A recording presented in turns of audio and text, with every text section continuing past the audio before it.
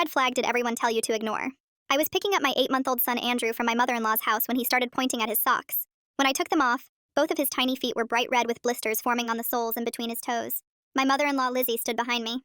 Oh, the bathwater must have been a bit warm today. You know how sensitive baby skin is.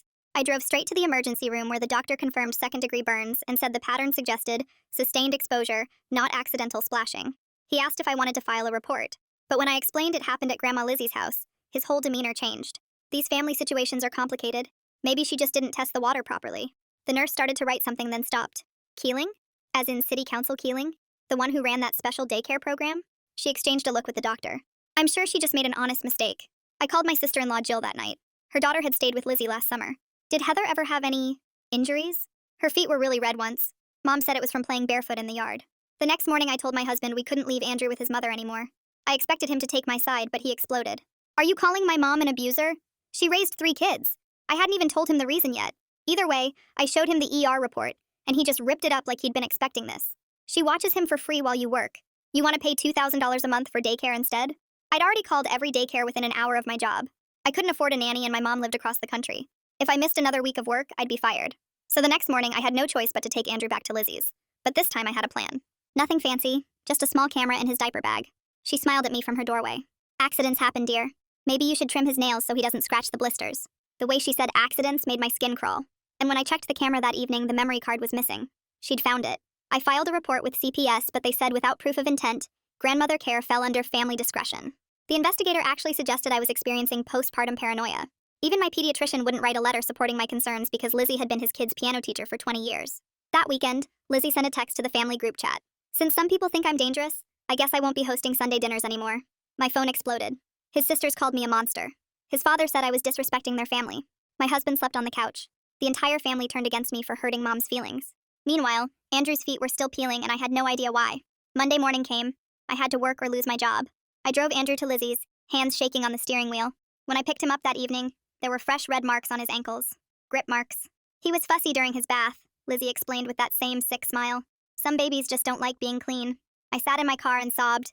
I'd tried everything legal. My baby was being hurt, and everyone was protecting her. That night, I called my brother Victor, who'd just got out of prison. Did 8 years for something I'm not allowed to talk about. I need your help, I told him. No questions asked. Victor had friends. By Wednesday, everything was arranged. I dropped Andrew at emergency daycare and parked by the grocery store. At 9:03, Lizzie pulled into her usual spot. At 9:04, a van pulled up beside her. At 9:05, she was inside it. Victor's friend had a warehouse by the river. When I walked in, Lizzie was zip-tied to a metal chair, duct tape over her mouth. The same kind of metal tub she'd used for Andrew's baths sat in front of her, steam rising from the water. Her eyes went wide when she saw me testing the temperature. Perfect, I said. Just how you like it.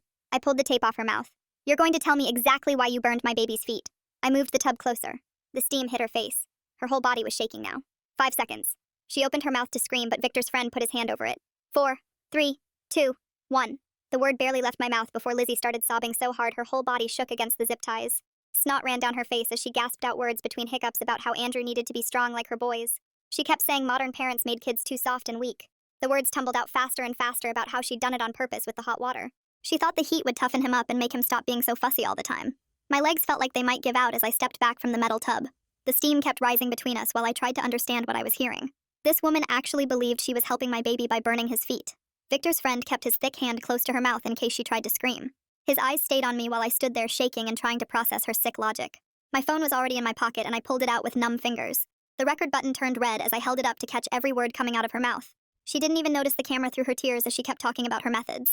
She told me the exact water temperature she used was 115 degrees. She said she'd hold their feet in for 30 seconds at a time to build tolerance. Her own kids had gotten the same treatment when they were babies, and look how they turned out. She actually sounded proud as she described doing this to my husband and his brothers. The confession kept pouring out while tears and snot covered her face. She explained how she'd start with shorter times and work up to longer exposures. Each word made my stomach turn, but I kept recording and getting close-ups of her face. Victor's friend started shifting his weight and looking at the door every few seconds. His boots scraped against the concrete floor as he paced back and forth. I held up 5 fingers to show him we needed more time. He nodded, but kept watching the door like he expected cops to burst through any second. I moved closer to Lizzie and asked about the camera I'd hidden in Andrew's diaper bag. Her crying slowed down as she admitted she'd found it right away that morning. She said she couldn't let me make trouble over something so small. She'd thrown the memory card in her garbage disposal to destroy the evidence. Being a good grandmother meant teaching babies to be tough, even if parents didn't understand. The grip marks from the zip ties were turning her wrists purple and red. I made sure to get video of those marks along with the chair in the warehouse. Every detail might matter later if things went bad. I leaned down close enough to smell the fierce sweat coming off her skin. My voice stayed calm as I told her she'd never touch Andrew again. If she came near him or tried anything, I'd make sure everyone saw this video. Her eyes went huge as she finally understood what was happening here. She realized I had real leverage now, and there was nothing she could do about it. We pulled the metal tub away from her but left her tied to the chair. Victor's friend said he'd cut her loose in an hour after we were gone. That would give us time to get far away before she could call anyone. I took photos of everything, including the warehouse address painted on the wall. The chair she sat in and the tub we'd threatened her with got documented too. My hands shook so bad I could barely hold the phone steady for the pictures. Back in my car, I couldn't stop my fingers from trembling as I uploaded the video. 3 different cloud services got copies along with an encrypted email account I'd set up. The backup took forever on my phone's data connection, but I waited for each one. My whole body felt like it might fall apart from what I'd just done. The emergency daycare was only 10 minutes away, but the drive felt like hours. Andrew reached for me the second he saw me walk through the door. I held him so tight against my chest that he started squirming to get free. His little hands pushed against my shoulders while he made unhappy noises. The daycare director walked over with a folder full of paperwork in her hands. She mentioned they might have a permanent spot opening up next week if I could get everything submitted. The forms would need to be in by Friday to secure his place. I nodded and took the papers while trying to keep my voice normal. At home, my husband's car was already in the driveway, even though he should have been at work. He met me at the door with his face red and his hands balled into fists. His mom had called him crying about someone threatening her this morning. He wanted to know where I'd been and what I knew about it. I shifted Andrew to my other hip and looked him straight in the eyes. Maybe his mom should think about why someone would want to threaten her. The words came out steady, even though my insides felt like jelly. That night, after Andrew finally fell asleep, I sat at the kitchen table with my laptop and started typing out every single word from the video. My fingers moved fast across the keyboard while I played and replayed the recording on my phone. The timestamp showed 9:17 a.m. when Lizzie admitted she'd done this to her own boys when they were babies. She said my husband used to cry for hours after his baths, but it made him tougher in the end. I typed that part 3 times to make sure I got every word right. The document grew to 5 pages with exact quotes about temperatures and how long she'd hold their feet under. I wondered if my husband's brothers knew what their mother had done to them as babies. My eyes burned from staring at the screen, but I kept going until I had everything documented with timestamps and notes about her facial expressions. The clock on the microwave showed 11:47 p.m. when I finally saved the file to 3 different folders on my computer. I couldn't sleep that night and kept getting up to check the locks on all the doors and windows. My brain wouldn't stop replaying the warehouse and the way Lizzie's face looked when she realized I had real leverage. Around 1 a.m., I checked on Andrew for the 4th time and found myself standing over his crib just watching him breathe. The house made normal settling noises, but each one made me jump and check the windows again. At 3 a.m., I gave up on sleep and went back to my laptop to create another backup of everything. I found an old flash drive in the junk drawer and copied all the files onto it. The little light blinked while it transferred, and I kept looking over my shoulder even though I knew nobody was there. I wrapped the flash drive in a plastic bag and tucked it deep inside Andrew's diaper bag, between the spare clothes and wipes where nobody would think to look. The next morning, my husband came into the kitchen already dressed for work and announced he was taking Andrew to his mother's house to sort this whole thing out. I moved in front of Andrew's high chair and told him that wasn't happening because his mother had admitted on video to hurting our son on purpose. He stepped closer, and his face got red the way it does when he's really mad. I didn't move from my spot blocking Andrew's chair while my husband demanded to see the supposed proof I had. My hands shook as I pulled out my phone and found the audio file I'd extracted from the video. His mother's voice filled the kitchen talking about burning all 3 of her boys' feet to toughen them up and make them less fussy. The color drained from his face as he listened to his own mother describe holding him underwater as a baby. But then he shook his head and said, I must have tricked her somehow or edited the recording to make her sound bad. He grabbed his keys and stormed out while I stood there holding Andrew, who was trying to grab my phone. I called the emergency daycare right away to confirm Andrew's spot for the rest of the week. The director answered on the 3rd ring, and I explained I needed to make sure his spot was secure through Friday. She said they were impressed by how I was handling such a difficult family situation, and Andrew was welcome as long as I needed. My phone started buzzing with texts before I even hung up with the daycare. His sisters were calling me evil and saying I'd attacked their poor mother who'd done nothing but love us. The messages kept coming faster than I could read them with words like monster and ungrateful and psycho. I didn't respond to any of them but took screenshots of every single message for my records. The family group chat exploded with his aunts and cousins joining in to say how horrible I was for hurting sweet Lizzie.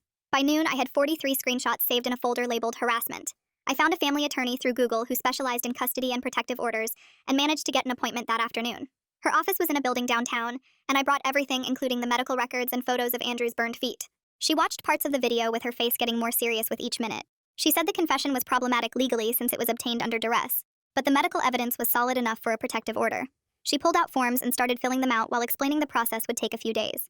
The attorney filed for an emergency protective order that would require supervised visitation only between Lizzie and Andrew. She looked me in the eye and warned that the warehouse incident could backfire badly if it came out in court. I nodded and said I understood the risks, but I had to protect my baby from being burned again. She made copies of all my documents and said she'd call as soon as she heard from the judge. 2 days passed with more angry texts from his family and my husband sleeping at his parents' house. My boss called me into his office about my recent absences, and I couldn't hold it together anymore. Tears ran down my face as I explained about Andrew's burns and the family situation and why I'd missed so much work. He handed me tissues and listened without interrupting until I got through the whole story.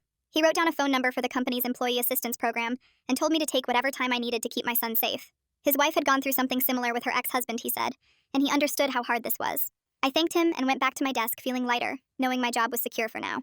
That same afternoon, CPS called saying they were reopening the investigation based on new medical documentation my attorney had submitted to them. The woman on the phone sounded different from the first investigator and actually seemed interested in protecting Andrew instead of dismissing my concerns. She scheduled a home visit for the next week and said they'd be conducting a thorough investigation this time, including interviews with other family members who might have witnessed concerning behavior. That night, my husband packed 2 suitcases and left without saying goodbye to Andrew or me. His text came an hour later saying I'd destroyed his entire family, and he couldn't look at me anymore. I texted back that his mother destroyed everything when she burned our baby's feet on purpose. He didn't respond, but I saw the read receipt, so I knew he got it. The house felt empty without him there, even though things had been bad between us for weeks. Andrew crawled around looking for his daddy, and I had to keep myself from crying every time he went to the bedroom door. 3 days later, my attorney called saying the pediatrician's office finally sent over Andrew's complete medical records after her formal request. She read me parts over the phone, and there were notes from 6 months ago about unusual marks on his legs that the doctor wrote off as normal baby bruises. Another note from 4 months ago mentioned red areas on his back that looked like grip marks, but the doctor didn't follow up on it. My attorney said these records would help our case even though the doctor hadn't reported anything at the time. I made copies of everything and put them in my filing system that was getting thicker every day. That same evening, Jill called me from her car whispering that she needed to talk to me about Lizzie. She said she believed everything I was saying about what happened to Andrew because similar things happened to Heather last summer. She wouldn't go on record or talk to CPS, but she wanted me to know I wasn't crazy, and she'd been keeping Heather away from Grandma ever since. She told me about finding burn marks on Heather's arms that Lizzie claimed were from touching the stove, but Jill knew her daughter couldn't reach that high. Before hanging up, she said to be careful because Lizzie had connections everywhere in town. The next morning, I went to the hardware store and bought security cameras for every entrance to my house. I spent the whole afternoon installing them and connecting them to my phone so I could watch from anywhere. 2 days later, I was at work when my phone buzzed with a motion alert from the front door camera. The footage showed my husband using his key to get inside, even though I'd asked him to return it when he left. He went through the house taking things that weren't even his, like my grandmother's lamp and some of Andrew's toys. I saved all the footage to multiple places and texted him that I knew he'd been in the house and to return Andrew's toys immediately. He brought them back that night and left them on the porch without knocking. CPS called the next day to schedule their home visit for the following week, and I spent every free minute cleaning and organizing the house. I bought new locks for all the doors and made sure every room was perfect with all of Andrew's medical supplies organized and labeled. The night before the visit, I couldn't sleep and kept checking that everything was ready. The investigator arrived right on time and seemed impressed by how prepared I was with all my documentation in order. She looked at Andrew's healing feet and took photos while making notes about his progress. She asked about my support system, and I told her about the daycare and my boss being understanding about the situation. After an hour, she said everything looked good, and she'd be recommending that Andrew stay in my care with regular check-ins. Right after she left, Victor texted me for the first time in days saying he needed to stay away for a while. Someone had been asking questions about him at his work site, and he thought it was connected to that morning at the warehouse. I texted back that I understood and thanked him for everything he'd done to help protect Andrew. We both knew we couldn't talk for months until things cooled down. I deleted our text conversation and removed his number from my phone just to be safe.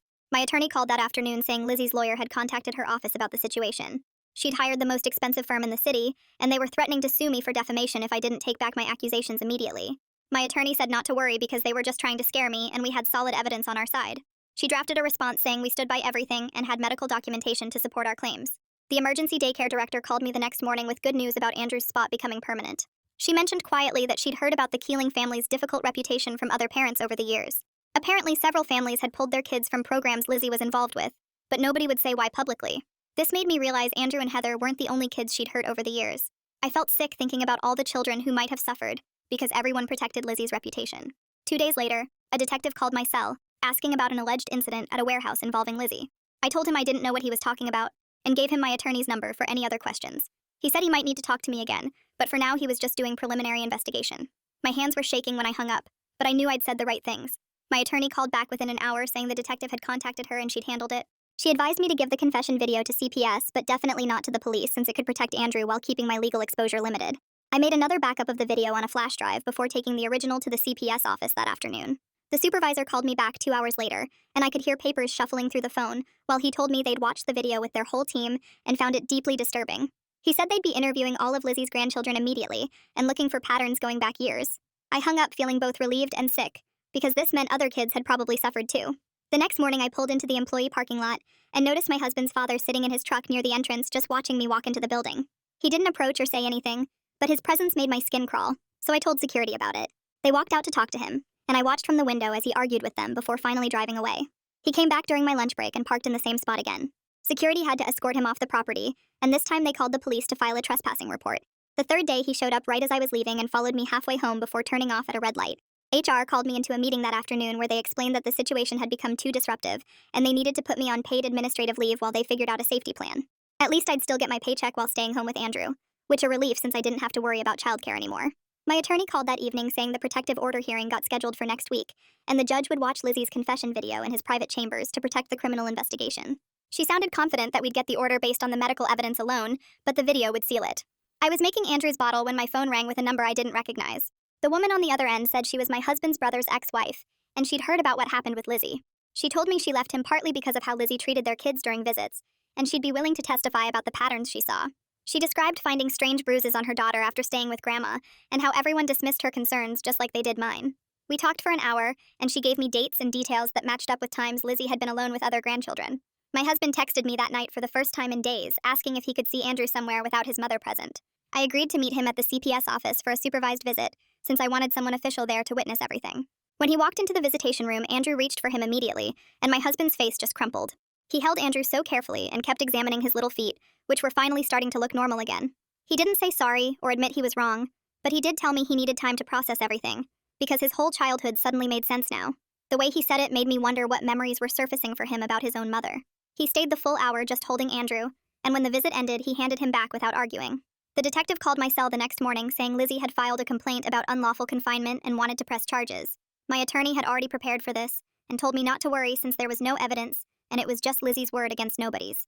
She said desperate people make desperate moves, and this complaint actually helped our case by showing Lizzie's vindictive nature.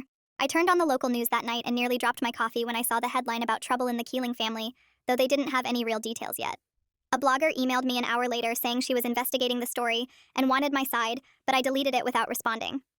My attorney had warned me not to talk to any media since it could hurt our case and give Lizzie's lawyers ammunition against us. The CPS supervisor called again the next day with shocking news that 3 more families had come forward after hearing about the investigation. They all had similar stories about their kids getting hurt during visits with Lizzie over the past decade, but nobody had connected the dots before. One family had photos of burns on their toddler's hands from 5 years ago that Lizzie had explained as a cooking accident. Another family had medical records showing their son's repeated ear infections that mysteriously stopped after they quit letting him stay overnight at Grandma's house. The third family's daughter had developed severe anxiety around bath time after spending a week with Lizzie, but they'd never understood why until now. The investigation was expanding way beyond just Andrew and becoming about Lizzie's whole pattern of hurting children while everyone looked the other way because of her reputation. The supervisor said they were building a comprehensive case file and would be recommending criminal charges to the district attorney's office. He thanked me for having the courage to come forward, because without that video confession, they never would have gotten the other families to speak up. I felt validated, but also angry that it took this long and this much evidence for anyone to take it seriously. My attorney called me into her office 2 days later and spent 3 hours going over exactly what I could and couldn't say in court. She had me practice answering questions about Andrew's injuries while she played the role of both friendly and hostile lawyers. She kept stopping me whenever I started to mention anything beyond the medical facts and told me to stick to dates and doctor reports. She made me repeat the timeline of Andrew's burns over and over until I could say it without getting emotional. She showed me photos of Andrew's feet that would be presented as evidence and coached me on how to react calmly when I saw them. She reminded me 20 times that if anyone asked about the warehouse, I should say I didn't know what they were talking about. She had me practice that response until it sounded natural and confused rather than defensive. She went through every possible question Lizzie's lawyer might ask and drilled me on keeping my answers short and factual. She explained that the judge would review Lizzie's confession video privately and that I shouldn't reference it unless directly asked. She told me to wear something conservative and to keep my hands folded in my lap so I wouldn't fidget. The night before the hearing, I couldn't force myself to eat anything and just sat in Andrew's room watching him sleep. His little feet looked so normal now after weeks of healing, but I noticed how he still pulled them away when I changed his socks. I held him for hours in the rocking chair and whispered promises that after tomorrow, he'd be safe forever. I must have checked the clock every 10 minutes, and each time felt like an hour had passed. I tried to sleep but kept jolting awake with nightmares about the judge siding with Lizzie. Around 4 in the morning, I gave up and just sat at the kitchen table going over my notes from the attorney. I dressed Andrew in his softest outfit and made sure to bring extra bottles and his favorite toy for the wait. The courthouse was packed when we arrived, and I had to push through reporters who'd heard about the council member's case. Inside the courtroom, the judge spent 40 minutes reviewing all the medical evidence while Lizzie sat at her table looking small and old. He called a recess to review the confession video in his chambers, and when he came back, his face looked like he'd seen something horrible. Lizzie's lawyer kept shuffling papers and whispering urgently to her, but she just stared straight ahead. The judge cleared his throat and started reading his decision in a voice that got harder with each word. He granted a 2-year protective order that meant Lizzie couldn't come within 500 feet of Andrew or have any unsupervised contact. He ordered her to undergo a full psychological evaluation and complete a year of parenting classes before any review of the order. He said the evidence showed a clear pattern of intentional harm that put the child at serious risk. Lizzie suddenly stood up and started wailing about how she'd dedicated her life to children, and this would destroy her reputation. She kept saying she was just trying to help, and that modern parents were too soft and didn't understand discipline. The judge cut her off and told her she was lucky the district attorney hadn't filed criminal charges yet. He said her position in the community didn't give her the right to hurt children, and that he'd seen the video evidence of her admissions. Outside the courthouse, my husband was waiting by the doors and asked if we could talk privately. He said he was filing for divorce but wanted to work out joint custody of Andrew without fighting in court. I told him we could arrange something as long as he guaranteed his mother would never be around Andrew during his time. He nodded and said he'd already found an apartment on the other side of town away from his parents. He looked broken and older, and for the first time admitted his mother had problems he couldn't ignore anymore. The CPS supervisor met with us that afternoon to create a comprehensive safety plan for Andrew's care going forward. The plan required anyone who wanted unsupervised contact with Andrew to complete therapy and parenting education first. They classified the case as founded for physical abuse, which would stay on Lizzie's record permanently.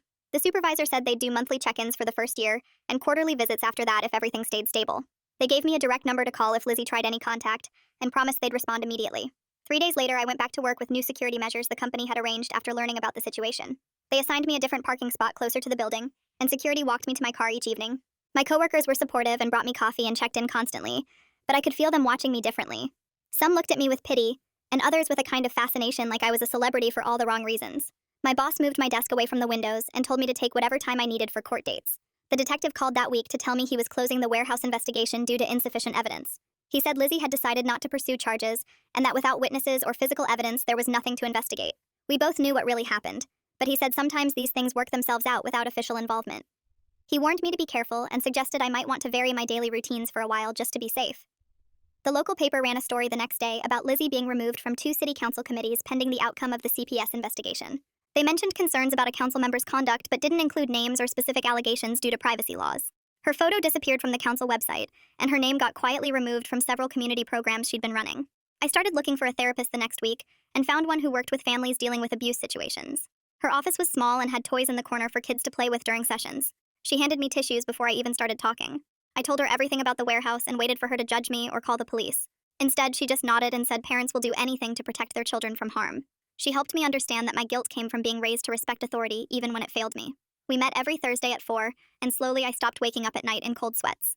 My husband called about signing the custody papers, and we met at a coffee shop near his new apartment. He looked tired and had lost weight since moving out. The papers gave me primary custody with him getting Andrew every other weekend. The main condition was that his mother couldn't be present during his visits or have any contact with Andrew. He signed without arguing and seemed relieved to have clear rules to follow. He even thanked me for being willing to work things out without a big court fight. 6 weeks passed, and Andrew started acting more like himself at the new daycare. The teacher pulled me aside one morning to tell me how much he'd changed since starting there. She said he was reaching for toys without hesitating and laughing during story time. He'd become the happiest baby in the toddler room and loved playing with the other kids. His feet had healed completely, and he didn't flinch during diaper changes anymore. The fear that used to be in his eyes was finally gone. Jill texted me one afternoon asking if she could bring Heather over for a playdate. She showed up with cookies and let the kids play while we sat in the kitchen. She admitted she was planning to divorce my husband's brother because she couldn't trust him around their daughter. We talked about how the whole family protected Lizzie and made excuses for her behavior. She said keeping Heather safe was worth losing the marriage, and I understood completely. We started meeting every week so the cousins could play together safely. The divorce papers came through faster than expected since my husband didn't contest anything. During the final mediation session, he actually admitted his mother had problems he'd ignored for too long. He said he should have listened when I first showed him Andrew's burns. The mediator noted everything for the record, and we signed the final agreements. It was done in less than 20 minutes, after months of pain and fear. My boss called me into her office the next Monday with good news about a promotion. She said she'd watched me handle an impossible situation while never missing deadlines or dropping projects. The senior position came with a 30% raise that would cover my legal bills and therapy costs. She also arranged for me to work from home 2 days a week to help with childcare. The whole team celebrated with cake in the break room that afternoon. Several months went by peacefully until a package arrived at my apartment with Andrew's name on it. Inside was an expensive toy truck with a card signed, "Love, Grandma Lizzie," for his first birthday. I called my attorney immediately, and she filed a report about the protective order violation. The judge reviewed it within days and extended the order for another full year. He warned that any further violations would result in jail time for Lizzie. My ex-husband started texting me insights from his own therapy sessions about his childhood. He was finally seeing how his mother had hurt him and his brothers when they were young. He remembered getting burns on his feet that she said were from hot sand at the beach. He realized she'd trained them all to accept her abuse as normal discipline. Each message showed him understanding more about why I'd done what I did to protect Andrew. He was working hard to break the cycle of abuse for our son's future. A year after everything started, the CPS supervisor called to schedule the final case review meeting. She came to the apartment and spent an hour observing Andrew playing and checking our living situation. She said he was thriving and all the safety measures were working perfectly. The case would be officially closed with a positive outcome noted in their files. She mentioned it was one of the best results she'd seen in a family abuse situation. Before leaving, she gave me her direct number in case we ever needed help again.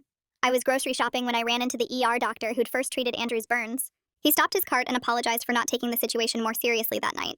He said our case had changed how the whole hospital handled suspected abuse now. They'd implemented new protocols requiring deeper investigation regardless of family status or connections. He said Andrew's case had saved other children from being sent back to dangerous situations. I thanked him and felt something finally close inside me after all those months. 3 weeks later, my ex dropped Andrew off after his first weekend visit at his new place across town. Andrew reached for me from his car seat but wasn't crying or upset like I'd worried he might be. My ex stood there holding the diaper bag and looking at his feet before telling me he'd found a place nowhere near his parents. I watched him drive away and noticed Andrew tracking the car without getting upset. The custody schedule started working better than I expected, with him picking Andrew up every Friday afternoon. He sent photos of them at the park and the zoo, but never mentioned his mother once. I kept waiting for some fight about holidays or birthdays, but he just asked what would work best for Andrew. 6 months passed before Victor finally called from a number I didn't recognize. He asked if he could see Andrew at the park near my apartment the next Saturday. I bundled Andrew up and walked over to find Victor sitting on a bench in work boots and a construction vest. He'd put on some weight and his eyes looked clear for the first time in years. Andrew crawled right over to him, and Victor's whole face changed watching his nephew grab at his calloused fingers. He told me about his new job laying foundations and how he'd been clean for 8 months now. We met at that park every few weeks after that, with Victor bringing little toys from the dollar store. One afternoon, Jill called to tell me that Lizzie's husband had moved out and filed papers. She'd heard from her ex that the old man finally learned what Lizzie did to their boys when they were little. The whole family was splitting into camps, with some still defending Lizzie, and others finally seeing the truth. I started getting coffee with a guy from my building's gym, who always held the door for me when I was struggling with Andrew's stroller. He knew I had a baby from the start, and never acted weird about it. After 3 months of coffee, he asked about Andrew's father, and I told him the whole story. He just nodded and said his sister went through something similar with her ex's family. We took things slow with him coming over for dinner while Andrew played on his mat. Andrew started pulling himself up on the coffee table and taking sideways steps while holding on. One evening in our new place, he just let go and took 4 steps before sitting down hard. He clapped his hands and laughed while I recorded it on my phone. My ex texted that night saying he was proud of how I'd fought for Andrew even when everyone was against me. He admitted his mother's reputation never should have mattered more than our son's safety. More time passed, and suddenly Andrew was running everywhere and saying new words every day. The preschool down the street had an opening, and I toured it with Andrew on my hip. The teacher showed us the reading corner and the playground while Andrew pointed at everything. On his first day, he walked right in without looking back while I stood in the parking lot crying. His teacher sent photos of him finger painting and playing with blocks. She mentioned at pickup how well-adjusted he seemed for such a young child. 2 years flew by with Andrew growing taller and talking nonstop about his friends at the school. I planned his 3rd birthday party at the community center and invited everyone who actually cared about him. Victor showed up early to help set up tables while my boyfriend hung streamers from the ceiling. Jill brought Heather, who was teaching Andrew to play tag while the other kids arrived. My ex came with his girlfriend, and they both helped serve cake to the squealing 3-year-olds. I stood by the door watching Andrew blow out his candles, surrounded by people who would never hurt him. The warehouse felt like something from another person's life, even though I knew it had brought us here. Every choice I'd made led to this room full of laughter, and kids with frosting on their faces. Andrew ran over and grabbed my hand to pull me toward the cake table. Kinda wild how time just flew by there, 2 years gone and only a few sentences. Stuff like that always gets me. I'll catch you in the next one. If you made it to the end, drop a comment. I love reading all your comments.